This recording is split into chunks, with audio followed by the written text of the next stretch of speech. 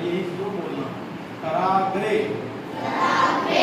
कर हो गया हाथ ना, कराग्रे अग्रभाग, कराग्रे वसते लक्ष्मी, कराग्र के अग्रभाग में लक्ष्मी जी का वास हो।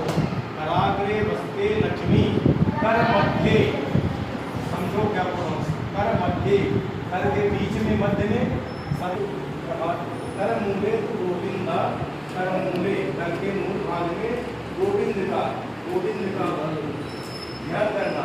प्रभाते सुबह प्रभाते कर दर्शनम, ऐसा करना और ऐसे आंखों को लगाना, ठीक है ना।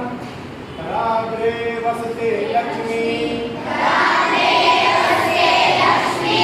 कर मध्ये सरस्वती, कर मूले गोविंदा, प्रभाते कर दर्शनम, कराग्रे वसते लक्ष्मी, कर मध्ये सरस्वती, कर मूले गोविंदा, प्रभाते कर दर्शनम,